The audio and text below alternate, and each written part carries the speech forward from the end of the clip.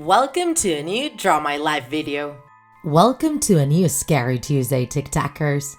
You probably all know Chucky, the terrifying protagonist of the Child's Play movie saga. But you probably don't know Robert, the sinister doll that actually existed and was the inspiration for the character. This is his story.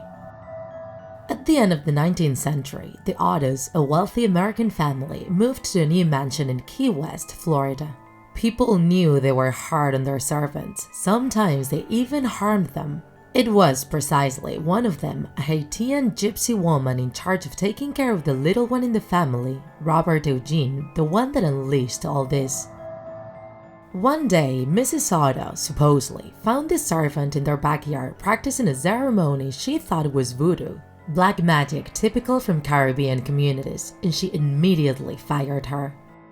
Before she left, the woman gave the little one a doll that looked like a kid. It was 1 meter tall, stuffed with straw and sewed with wire. 2 buttons as eyes and human hair, which they say belonged to the kid himself. He named him with his own name and would usually dress him up with his own clothes. Robert the doll became his most trustworthy friend. He would always take him when he went shopping into town, and he always saved a seat for him at the table, where he would feed him without his parents noticing. They even slept together, but soon this innocent relationship would become a bit strange. The little boy started to say he would rather be called by his second name, Jean, since Robert was the doll's name. They would usually hear him talking to the doll inside his room, and a lower voice would answer as if there was somebody else in there with him.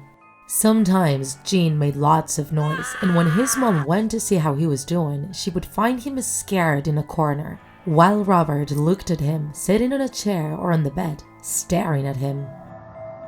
Even neighbors said when the family wasn't at home, they would see the doll looking out of the windows. Jean started to have terrible nightmares, and he would tell his parents that Robert could move on his own.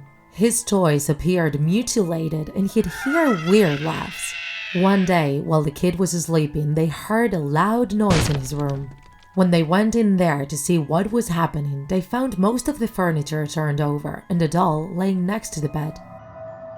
When his parents asked Jean why he was doing such things, he would defend himself, crying and saying it was Robert who had done it all. Scared, all servants started to leave the family until the Ottos decided to interfere. Jean's parents took Robert away and they put it in a box in the attic, where it was hidden for many years. Sometime after that, Jean, an adult already, inherited the family mansion after his dad died, and he moved there with his wife. He had become a painter, and he felt that house was the perfect place for him to work. Soon after they moved, he found Robert in the attic, and he decided to take him back, even though his wife didn't really like the doll. Not at all. Jean reconnected with his childhood toy, and he would take him everywhere. He'd even sit him down on his favorite chair while his wife and himself were sleeping. And then the strange events started to take place again. Jean's wife said the doll's facial expression changed sometimes, as if he had feelings. Some neighbors said they had seen Robert moving around the house, and kids from nearby schools avoided to get close to the house. The Otto family stopped having visits. Nobody wanted to face that chilling toy, so Jean was forced to hide it in the attic again. But those who did go to their house would say they still heard inexplicable steps and laughs coming from upstairs. Jean Otto died in 1972, and his wife sold the house soon after. For some time, Robert was alone in the empty mansion until a new family bought it and restored it. The doll was discovered by their daughter, a 10-year-old girl, who grew fond of him and added him to her toys collection.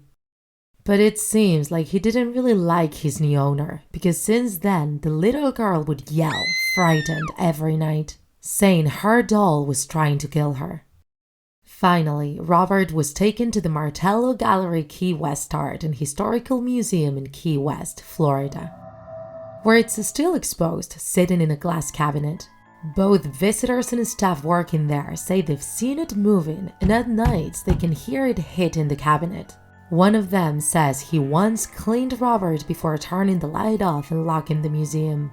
The next day, he found the lights on and Robert sitting in a different position with dust on his shoes. They also say when people take pictures or videos of him, cameras stop working or pictures turn out blurry. If you want to take a picture of him, you must ask him for it politely. If he's okay with it, he will not. But if he doesn't and you still take it, a curse will fall on you and whoever is with you. And same thing if you tease him. Actually, on the walls of the room he is in, there are lots of letters from people begging him to take the curse back. Nowadays, Robert is still in his museum cabinet, wearing his sailor suit and holding his lion stuffed animal, with only a thin glass keeping him away from the outside. If you enjoyed this video, don't forget to like it, and if you want to see more Draw My Life videos, subscribe to our channel. See you in the next episode!